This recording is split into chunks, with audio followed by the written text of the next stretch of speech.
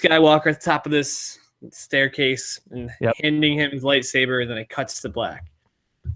Episode 8 starts off with a really cool space battle scene with a lot of casualties for the rebels, and kind of sets up like the rest of the plot of the movie. Basically, the Empire chasing the rebels through the galaxy, and then it cuts to Luke Skywalker, and Rey's handing him this lightsaber, and he grabs it and throws it over his shoulder. And isn't that the most perfect like image for this whole movie?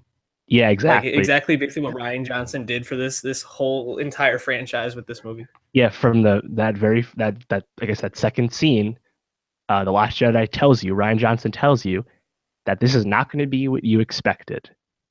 You're going to be wrong. This is not going to go how you think. Force Awakens ends with a very effective final scene with Rey handing the lightsaber. Here, please teach me, how to use this, how to be a Jedi.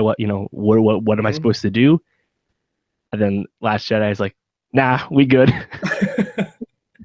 I know. So yeah, The Last Jedi, written and directed by Rian Johnson, Looper, probably the best episode of Breaking Bad ever, Ozymandias. Yep. He's got a unique touch, and yeah, being both a film and TV director is an interesting pedigree to come into this movie. Yeah, people were saying before that he's probably the most talented director to helm a Star Wars movie, and I mean I definitely agree. Just the way he tells stories and the way he shoots them is just gorgeous. Yeah. I mean, that's not even that hot of a take. He's competing with J.J. Abrams, which is his best competition, of course, but J.J. is known for other things besides the actual technical ability of being a director. Right. George Lucas, Irvin Kershner, and Lawrence Kasdan. Like, I forget who directed Empire, but like he's not competing with anyone who made a lot of movies. So no. It's a pretty safe thing to say. The Last Jedi has grossed worldwide $450 million, and U.S. and Canada 220. It's the 5th largest opening all time. Yep, second biggest domestic behind Force Awakens. Had the second best Thursday. Yeah, it's a juggernaut, which makes sense because the buzz and the hype was so high. When did you see this movie? I saw this Thursday night. I wasn't actually planning on. Yeah, there's a new theater like a mile and a half from my house that like opened, opened up for Star Wars. I was able to buy a ticket to Thursday night at like 5 p.m. on Thursday night. Slow start. Did you use that movie pass? I couldn't use Movie Pass. The theater was so new; it wasn't in Movie Pass yet. But I didn't even mind because obviously I'm so far ahead with Movie Pass. I got to use it for the first time with Star Wars, and it was a very satisfying experience. I'll put it that way. I saw it yesterday. So we record on Mondays. I saw it Sunday night or Sunday morning. Sorry, with a bunch of our friends. Actually, it was their second time seeing it, and most of them left saying that they enjoyed it more on the second watch than they did the first time. Kind of where I wanted to start off this conversation on Rotten Tomatoes. This has 93% among critics, 56% among fans. This film, is it as divisive as those numbers would lead you to say? Great question. I think it's an important thing to talk about. So you can look at the Metacritic, you look at the audience score on RT, and it's low. It's in the 50s, right? How many people that are really big fans of something go to leave a good rating on that? Right. It's a lot. Usually people want to shitpost something negative because they feel some type of way because, they're negative. Right. So I don't, it's clearly a vocal minority that has a problem with the movie. And I think that's pretty obvious when you look at an A cinema score, not an A minus, a fucking A. Cinema score is day one polling from people. General audiences love the movie. Critics love the movie. Only people that don't like the movie are a subsect of hardcore fans that feel personally attacked, feel like it didn't deliver what they wanted, therefore they don't like it. And I mean, if you want to get into this now, I mean, if you don't like a decision in a movie, that's fine. I mean, he's like, oh, I would have done something differently. That's a perfectly normal reaction to say when you're enjoying any piece of art, really. Mm-hmm. But what I don't like, and I think makes your opinion look bad, and it really, I think you lose any credibility, is when you say you didn't like a decision, and in turn you say the movie was bad. If you can't separate your subjectivity from from being objective, then you don't really have a credible opinion. I don't think like your critical eye matters, because the movie is objectively good. The movie does so many things great, and at the very least, the good far outweighs the bad. But I mean, there's hot takes going around that it's not Star Wars, and it's as bad as the prequels, and like that's just incorrect. Like I don't know how you can actually say that and try and have leg to stand on. Like you can not like things that happened, but it doesn't mean the movie was bad. So yeah, to kind of build off of that, one of the things that J.J. Abrams did with Force Awakens was, I mean, he had a really tough job. The prequels are slammed by Star Wars fans for being not as good as the originals, although it was what Revenge of the Sith is considered to be one of the better movies of the franchise, probably definitely above the first two. yes. J.J. Abrams comes in. He has these totally new characters with the old heads as well, and he's trying to not only service Star Wars fans, but also create a setup for a trilogy moving forward. So he had a pretty tough job, and he did I thought a decent job. I don't think The Force Awakens is a perfect movie by any chance, but he did what he needed to do for the franchise. Right. Yeah, it doesn't. But like the critiques, the very obvious critiques of it being kind of rehashy and a little bit of safe movie, they don't matter, because like you said, the movie's main job was to get old fans back, bring new fans in. It was comfort food. That's what it needed to be, and it totally succeeded. But along with you can acknowledge those critiques of The Force Awakens, which I think are important to recognize as if you like film, but still understand that it's okay. Right. So this is where it's probably gonna get a little bit spoilery. J.J. Abrams, in setting up this new world, also left a lot untold, which makes sense. He's not going to explain everything in the movie. What was that? I said he asked a lot of questions. He just he wrote stuff down. He didn't finish anything. Obviously, just kind of started the story. But with all those questions led people to have wild speculation, which is part of what makes being a fan of any kind of franchise or TV show or anything fun, thinking about the possibilities of something. And Rian Johnson came in and basically was like, oh yeah, all those theories you had, nope. Rey's parents, they're nobody. Luke hates being a Jedi. He's not going to really help out that much until the very end. Like, Snoke does not matter. Doesn't matter at all. Love it. But you know what? That's why this movie was actually great, because if this had been a normal Star Wars movie, Rey probably would have been either related to Obi-Wan or like Ben Solo's like long lost like twin sister or some bullshit like that, or even Luke's daughter or something. Right, Luke's daughter, and it would have just been the story about these people. But I think Rian Johnson, probably knowing he was going to be handed the keys to something larger, was like, I need to set up something for the future here, and that's why he was able to take these risks. This actually might be a good place to jump in with, like, what were the things about the movie we liked? Because I think the things that we liked are probably going to line up well with the risks Rian Johnson took. Exactly. Yeah. So let's start with something you just said. Snoke. Supreme Leader Snoke, we only see him in the really cool, like, big hologram in The Force Awakens. He's the leader of the First Order, commanding Hux and Kylo Ren. You hear from Leia and Han that Snoke kind of seduced Kylo, probably set him off the path to the dark side and whatnot. That's kind of all we know in The Force Awakens. And he has like 2 talking scenes with Kylo and Hux. And then we get to The Last Jedi, and there's a great throne room scene, but Snoke dies. And God, did I love that. I mean, some of the hardcore fans are like, oh, what is Snoke? We don't know anything about him, the origins. And I was like, what did we need to know about him? He was a boring character. He was a character we know. He was pure evil, really powerful in the dark side of the Force. What else did you need to know? Oh, did he come from something? Was he Dark Plagueis? Was he Emperor Palpatine's old?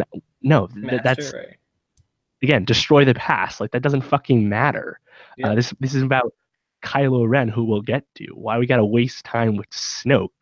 We don't need to go down that trope. And I mean, that moment, I don't want to cut you off, but that moment when I was watching it was really when I was like, whoa. Because I mean, you see Luke like throw the lightsaber, but like I thought it was going to be kind of, even when Luke found Yoda was willing to like mentor him, but it took a little while. He had to like win him over a bit. Right. So like I thought maybe it'll come around. When they killed off Snoke, I was like, this movie is fucking not like any other Star Wars movie, because there was no way Snoke would have died in this part of the trilogy. He would have died in the last one with some major Rey killing Kylo and him or something along those lines. Right, like basically the movie will build up to Kylo and Rey teaming up to take down the ultimate evil Supreme Leader Snoke. Right. And I mean, let's not forget Emperor Palpatine. You don't know fucking anything about Emperor Palpatine until we get to 1999 and we watch the prequels. So then we learn too much about Palpatine. We don't even know. We don't even know his fucking name in Emperor. He's just pure evil. Mm-hmm. He serves a purpose, right? He's a plot device. We didn't need Snoke to do anything more. And the fact that that's the past. We don't need to worry about that because the relationship between Kylo and Rey is so much more important to a story and more interesting. Way more interesting. That actually brings me something else that I think I really liked, which it touches on two things. One, Rian Johnson basically was like, we're going to give this to Daisy Ridley and Adam Driver. Like we have 4 young stars in this. We have Oscar Isaac, John Boyega, Daisy Ridley, and Adam Driver, and the 2 main ones need to be the ones that shine. And so Snoke gives them this ability to basically have like FaceTime calls through the Force. Awesome. Adam Driver's like, I'm going to get slightly more sexual through each one of these, like until I'm actually like touching her. Something on? Yeah, I know. And I thought that not only making this about their relationship and the conflict within both of them was phenomenal, but also taking risks with what the Force was and basically redefining the Force in this movie was such a good call. Yeah. Kind of ending with Broom. What was that, like Tauntaun horse boy at the end, like calling his broom over, setting up for something larger, and the possibilities of the universe is just really, really exciting. Right, and I think that really ties into what happens with Luke. Going to The Force Awakens, we know that Luke is gone. Kylo ran off and killed off his temple, and went with Snoke, and Luke felt bad, and he left. He went in exile, and the whole movie's about finding Luke, and even Kylo is trying to find the map to Luke Skywalker, right? Last Jedi, we finally understand what is actually Luke like now. He's old, obviously, but he's in self-imposed exile, and the fact that he is so much gray area about his perception of the Force, I think, is amazing. And this is another point of contention for some of those hardcore dorks. They're like, oh, this bastardized Luke's character. It's so out of character. He would never do this. And it's like, all right, well, let's get our notebooks out. Let's actually think about what happened here with Luke. Luke saw that the Jedi were so consumed by the light side of the Force, they thought in extreme situations that they could, they had to use it as a militant force of war, right? We saw in the prequels, the Jedi were so blind they didn't see Palpatine right under their nose. Right. And Luke, someone who idolized the Jedi of what he knew of them, of course, and then meeting, old Ben and having such a great mentor for a short time, he came to realize through his failures with Kylo that the Jedi way was honestly pretty backward because they were so blind. And when in a moment of weakness, he had the same issue where he thought Force was the way to do it. He would cut down Kylo only for a moment. Obviously, it went badly, and he broke faith because he realized, all of that was wrong. I think that's kind of a meta of us as the people as fans and the Force going forward. Like you said, the Force is much more mystical, as we learned in the original trilogy. And the preconceived notions we had about the Force they don't matter. And the fact that Luke kind of represents that for the movie, I think, is awesome. It's a great way to have the character. And it's funny because Mark Hamill actually, I don't think, was really a fan of the direction when he first read the script. And I mean, did Mark Hamill come be the old guy and get killed by Snoke or something. Like, no, I just think it's so much.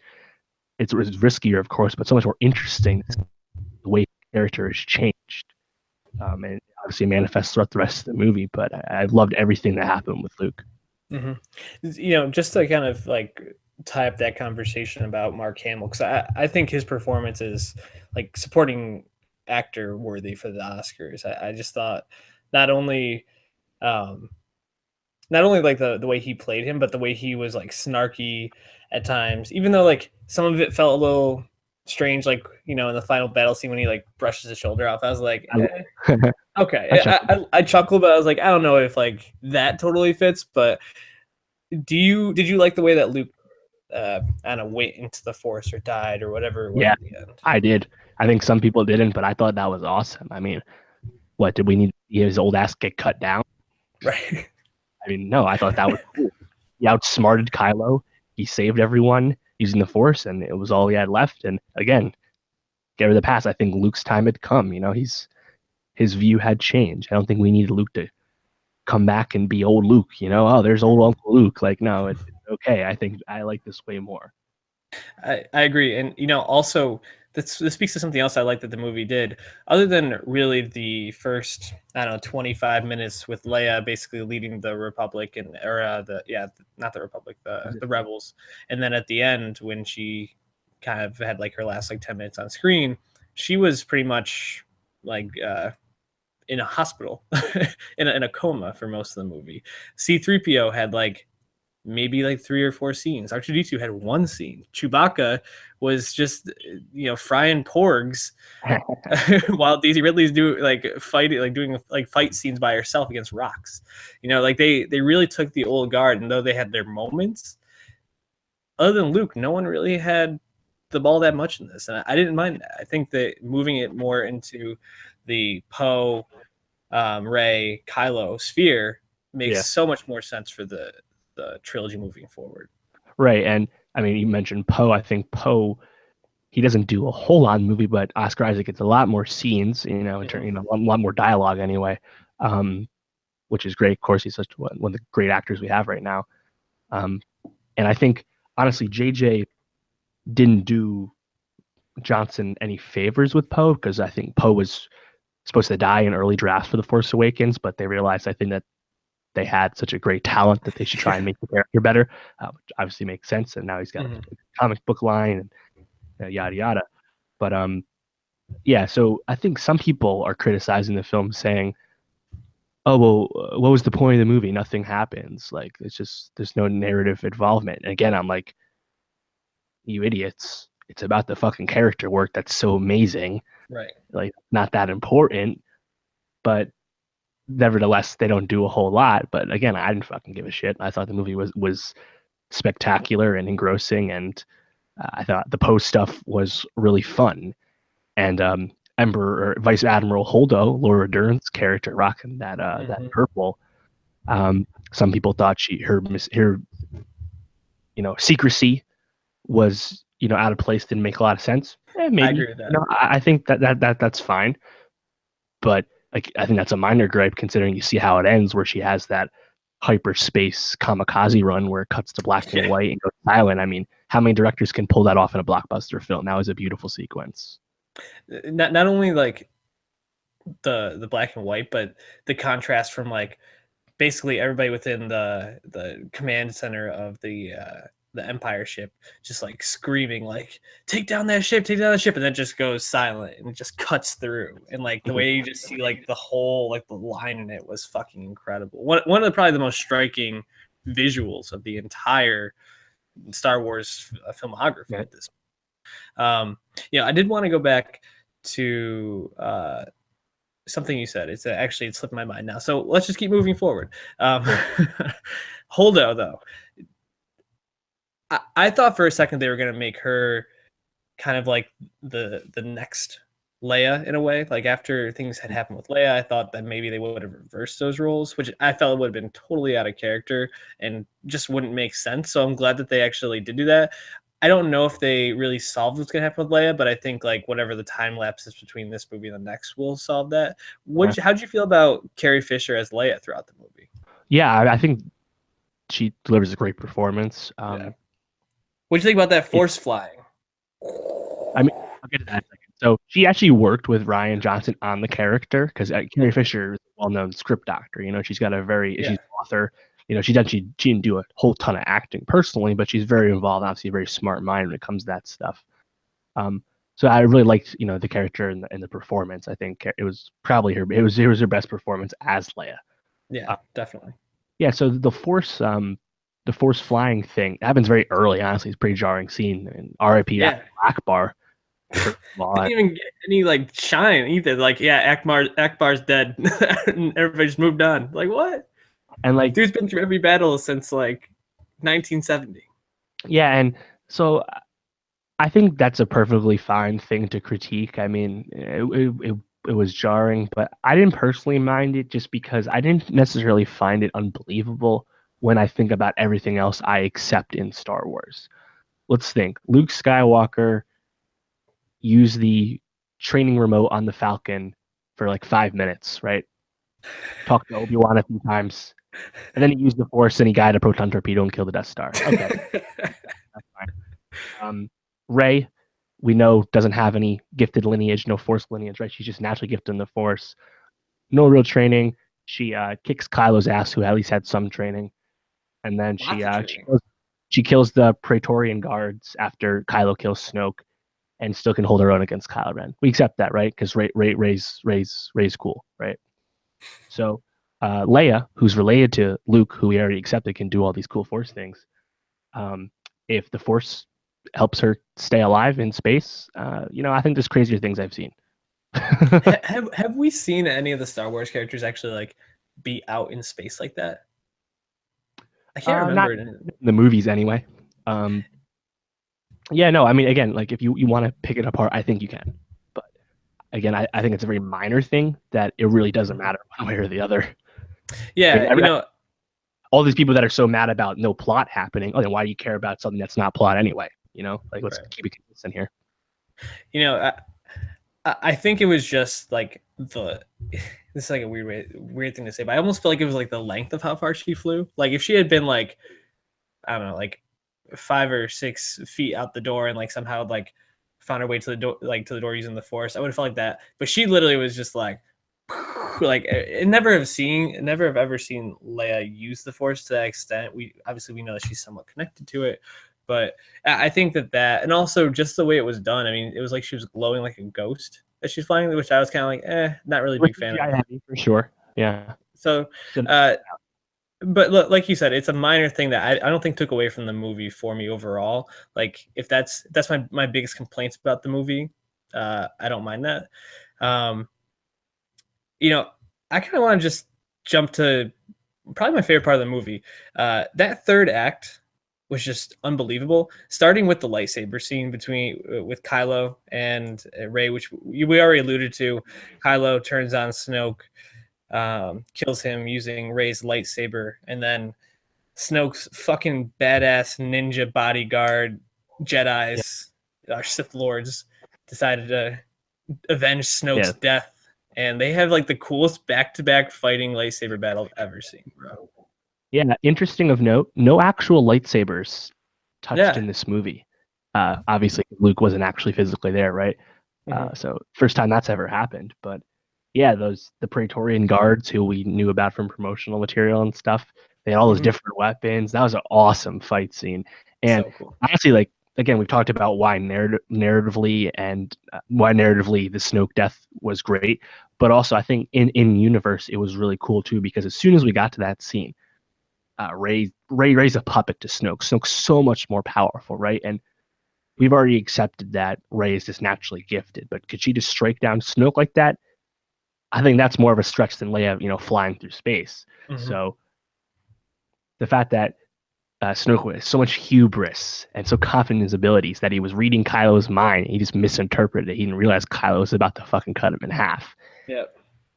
Technically, I think that's a more believable way for him to go out than them to team up and kill him in episode 9 like all the fans wanted, So I mean, the build up to this scene is great, and then obviously it's so stunning, and then it ends with the lightsaber pulling apart, and the dichotomy between Rey and Kylo, and obviously the performances are accentuated. It was a stunning scene.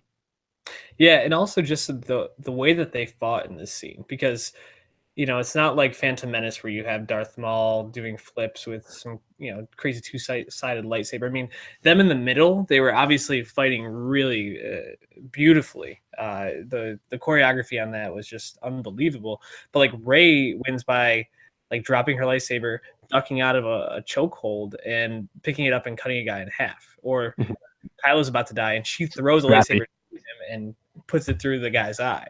Like, it wasn't like they were like super skilled and trained. It was just that they wanted it more, in a way, which I liked about this. It seemed somewhat realistic in the sense of how realistic Star Wars can actually be. Right, and let's think about how it ends. Well, so Kylo doesn't pull the trigger on Leia, right? His two buddies do. Mm-hmm. So he hesitated to kill his mom, right? The whole build up in Force Awakens, we don't know if he was planning on killing Han the whole time, or he just decided in that moment once he had that conversation, right? Kylo is so awesome because he's like unfinished evil, right? He's not totally gone, but he's well on his way, and he's so fucking compelling because of that. And then we're like, oh, he killed Snoke. He's interested in Rey. Oh, they're gonna team up, right? No, they fucking doubled down on Kylo as the bad guy. It was so fucking good, and Rey just wants nothing to do with it. I mean, and then we talked about the space phone that they have. I mean, right. Driver's performance is fucking insane. It's so good, and the physicality he brings, but also he ditches the mask in the beginning of the movie because Snoke makes fun of it, and which was a great decision, of course, because we get to see him actually act more. And man, I mean, I need to see the movie again because I just can't stop gushing about everything he does. I think Kylo Ren is one of the best it might be one of the best, if not the best, movie blockbuster villain there ever was. Because like he's so compelling. He's so complex, right? I mean, even Darth Vader starts out very one note. Then we learn he's Luke's dad, of course. But like Kylo, man, Kylo's so good. Yeah, it's I think the really amazing thing about Kylo is he really is still this like wounded kid in all of this. This kid who whatever his issue was with his parents, was angry at them. He was not really sure about what he wanted to do, and his uncle kind of doubted him, and he felt threatened, and he became this like hurt child who Driver does that so well. Like the scene where they're in the AT-AT, and he sees Luke come out, and he's like, I want every gun to fire on that. The way he delivers that line, just like the pure like anger and fear and hatred, that's like a little kid. And then when he's like, lower me down, and the guy's like, you can't go down there, and he throws Hux against the side, and the other guy's like, all right, I'll lower you down. Like, so perfect. But he really is just like this kid, and that's what comes through, is that Vader, like, it was this robot, half robot by the time he gets him, and then you find out he's Luke's dad, and he becomes more human by the end when he finally takes the mask off. But Kylo is fully human in this, and that's what's so compelling about him, which is, like Ray said, she sees the conflict, and the conflict is there, and that's why he's compelling. And again, it's just like Luke's view of the Force and Luke's view on everything. It's gray. Right. It's not black and white. Star Wars used to be good versus evil, black versus white. This is what we expected as fans. Rian Johnson flipped fucking all of this. Yeah. And kudos to JJ for helping set up Kylo Ren, such a great character, but Rian Johnson really brings it home. And I mean, some people are like, oh, I mean, I'm not excited for the next movie. What's going to happen? I mean, again, why is the plot the fixation for you when you have all this excellent stuff that you never expected Star Wars could do for you? Right. Like, it's how good this fucking movie is. Like, it's just spectacular, and spectacular because of the risks it takes, but the risks it pulls off. And I mean, like, it just makes me sad when I see people with like reductive takes, or they're misguided about it, because it's like, I just find it disappointing, because like, I feel like you're just not appreciating what's so obviously amazing. Yeah, it's interesting to think about, because I almost feel like with something like this, where basically answers all the mysteries that we have about this story, there's so many more possibilities moving forward. I mean, you kind of know that the stories between these two people. I mean, there's like a little bit of a love triangle starting, which I mean, Finn. I guess we should talk about Finn. I feel like Definitely a weak point in the movie, no question. yeah, but Boyega's performance and just him as an actor in general is phenomenal. But the storyline with what's her name, Karen Marie Tran, Kelly Marie Tran plays Rose. Yeah, as Rose. I mean, definitely Rose is a unique character within the Star Wars universe, someone that you wouldn't normally see. I feel like at least someone like Tran playing that role. Because the setup is interesting because she's like, oh, you're Finn, like you're famous, you're a hero. Right. You know, it's like it's very meta, and I like the way it started. But yeah, then the whole thing going to the casino world, even though there were some cool moments within that, you know, it just felt like it could have been cut out and made this movie a little shorter, which is one thing I will say. People are saying that's a criticism. I think that's a fair criticism. It felt like a long fucking movie, dude. Sure. No, I agree, especially because like that the Rose stuff, Finn and Rose stuff, there is lull. I thought the horse CGI wasn't bad, but it was a little off, I think, or just not up as good as the other stuff. But it's just, I wouldn't say it was predictable plotting, but it just like it never felt truly consequential, you know. And I think a big part of this is that I don't know if they had and this is probably you can blame this on JJ Johnson, Kathleen Kennedy, all of them probably don't know if they really had a true plan for who Finn was, you know, like what is Finn supposed to be? Force Awakens, he starts out as the fake out.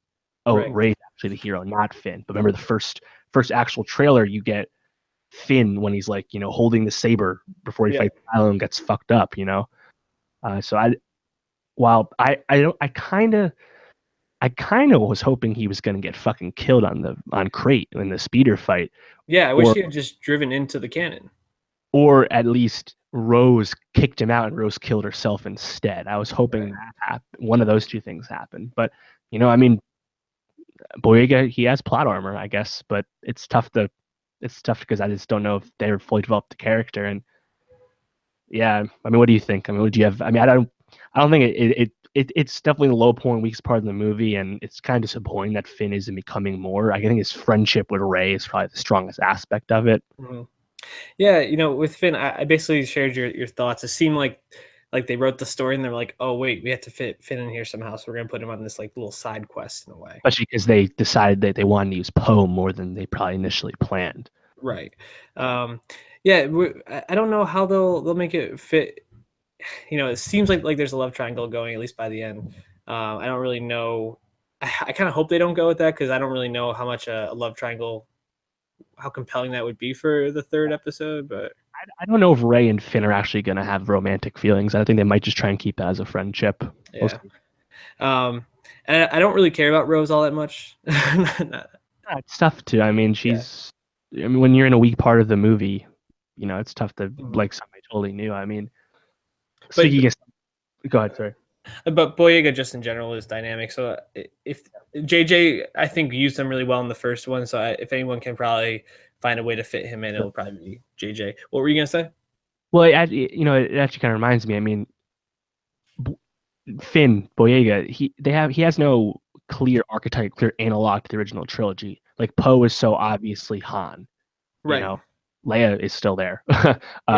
Rey is effectively young Luke, but who is Finn? You know, like, what is he like? Chewie? Like I don't know. He doesn't really fit. You know, right? He's not Lando, so who is he? But that's good. Yeah, the problem is they don't have how to use them yet. And for him either. Speaking of something that didn't really matter in Force Awakens, so Johnson just said fuck it. Captain Phasma, Gwendolyn Christie, Tarth. She was heavily marketed in Force Awakens. Doesn't really do much except what do you call it? Yell at Finn in the beginning and then take down the shields on Starkiller base at the end. She comes back in one scene and she falls into a fiery pit and probably dies in The Last Jedi. So it's too bad because when she signed on, I think we all were pumped. I mean, seeing this Game of Thrones star playing this almost like Boba Fett type role, and then nope, just gonna die at the end of episode 2. John. Boba Fett type kind of role, cool armor, right? Well, is she not like Boba Fett now? Yeah, exactly. less scenes than Boba Fett, but Boba Fett was not in that many scenes across two movies.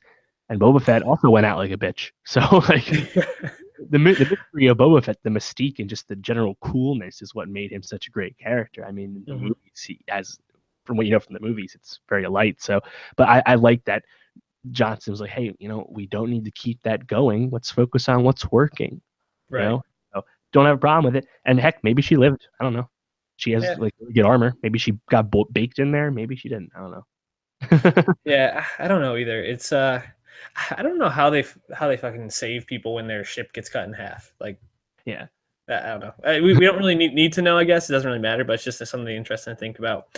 A couple more things because we're running a little long here, so we should probably start to wrap up. Yoda comes back, basically is like Luke, puppy Yoda, which is very cool. Call back to obviously Empire. He basically is like, yeah, Luke, you don't even know what's in these fucking texts. You don't even like care. Like, read them, did you? Yeah. And he just basically like summons lightning and sets that old ash tree on fire. And that was awesome too, because I thought that was like a passing of the torch. It's like, Luke, guess what? You're kind of right about this whole Forces Gray shit. Back in the day, me and my homie Mace, we fucked up, And then I got all fucking crazy and old, but you got it. So let's get a move on here, buddy. And like I thought that was cool. Let's go, Luke. Yeah, honestly, when I first saw Yoda, I was like, oh, like I almost like audibly groaned. So I was like, what are they doing here? And then it worked so well, and I thought it was like exactly. I thought it was necessary, especially just like in thinking about Luke's character. Like one of the things I think he always kind of struggled with was like being okay with that gray. Like he always was looking for like the one side or the other. And Yoda just needed to be like, dude, like you said, like chill the fuck out. Like you're fine, pretty much. And that got Luke exactly where he needed to be. I just wanted to shout out all the animals in this, like porgs, those like silver, like fox type things on a crate. So, like the Pokemon Vulpix on the Alolan Island where it's all icy. It's a fucking Pokemon. I actually had the same exact thought. I just thought that added to the world because it's just like animals are never really talked about unless like Luke's cutting one open to survive on Hoth. Like animals matter. The creatures are a big part of Star Wars, right? Yeah. Both big and small when they matter, like the Rancor, when they really don't, like the Wampa. It's all over the place. And so I thought while the horse thing again was kind of weak. I mean, it's cool to see a cool new creature, and even like that alien dude in the casino. The Vulpix guys were I thought fucking awesome. We hear the ice clinking as they walk, right? Yep. And the porgs. I mean, hashtag porg has an emoji. Porgs are like this huge thing that people either love or they hate. And like I can get if you think there's a little too much cuteness or whatever. I mean, I frankly I don't think it's any more than previous Star Wars films. I think that's an inherent aspect of Star Wars, both that kind of humor and again like creatures, but also the porgs don't fucking do anything. So let's slow our roll. They're just there. They just make some noise a little bit.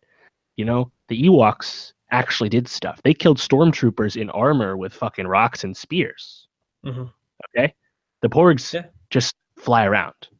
Right. Jar Jar, not only was he a racist African American stereotype, but he gave Emperor Palpatine powers. The porgs, they're just there. Like it's okay. I agree. Yeah, two more things. So one, I wanted to shout out that scene on Crate, just like the visualness of or the red. Yeah, the red with the white. It just was so amazing. I think we talked about it then, but like it's just and I think is like important to talk about just from the standpoint of I'm not really sure how to like move into this. It's just more we have like all these like archetypes with this, and then basically at the end we see like everybody survives, and like the rebels, there's like what, like 50 of them left, and like everybody's not like yeah, how are the rebels gonna survive? There's like this beacon of hope coming out. We had like this nice ending between Luke and Leia, but it really is moving into like these new people. for the next movie. It's almost like bound to happen unless it's going to be like Rey really just like Westbrook this last part of the trilogy and just like defeat the Empire by herself. It'd be different by the time we come back. Is there anything that you're expecting or hoping to see for the installment at this point? No, I mean, I think the most important thing for episode 9 is the continued resolution and probably finality of the Rey and Kylo relationship. Mm-hmm. Can Kylo be redeemed? Does he want to be redeemed? Does he get redeemed through death? Don't know. You can talk yourself into any decision you want, honestly. But that's what I care about. Honestly, the resistance, the good versus evil stuff, again, that's kind of been grayed out now. So do I think the good guys will mostly come out on top at the end? Of course I do. That's just how movies get. That's how we tell stories, you know? Right.